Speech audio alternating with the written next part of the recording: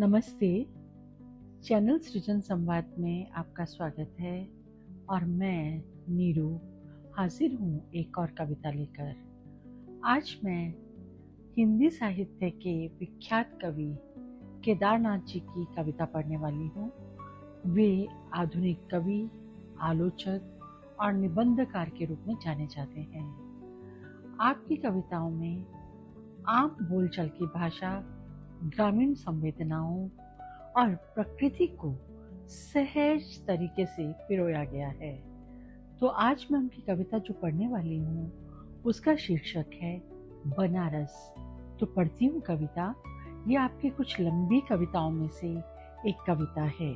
इस शहर में बसंत अचानक आता है और जब आता है तो मैंने देखा है लहर तारा या मडुआ डीह की तरफ से उठता है धूल का एक बवंडर।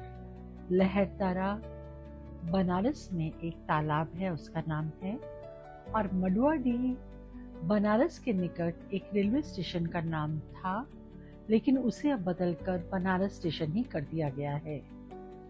और जब आता है तो मैंने देखा है लहर तारा और मडुआ डीह की तरफ से उठता है धूल का एक बवंडर, और इस महान पुराने शहर की जीभ किरकिराने लगती है। जो है वह गुनगुनाता है, जो नहीं है फेंकने लगता है पचखियां। आदमी दशाश्वमेध पर जाता है और पाता है घाट का आखिरी पत्थर कुछ और मुलायम हो गया है। सीढ़ियों पर बैठे बंदरों की आंखों में एक अजीब सी नमी है और एक अजीब सी चमक से भर उठा है भिखारियों के कटोरों का निचाड़ खालीपन। तुमने कभी देखा है खाली कटोरों में बसंत का उतरना? यह शहर इसी तरह खुलता है, इसी तरह भरता और खाली होता है यह शहर।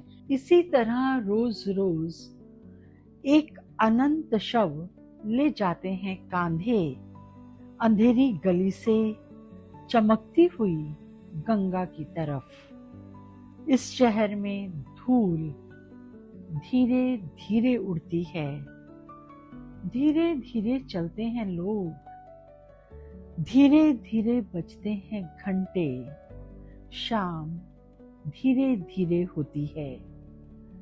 यह धीरे धीरे होना, धीरे धीरे होने की सामूहिक लय दृढ़ता से बांधे है समूचे शहर को।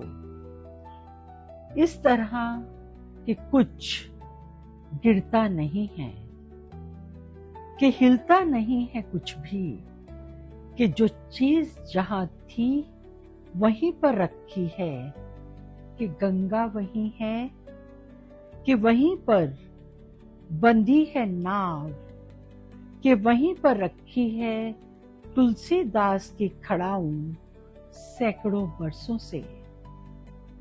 कभी सही सांझ, कभी सही सांझ बिना किसी सूचना के घूम जाओ इस शहर में।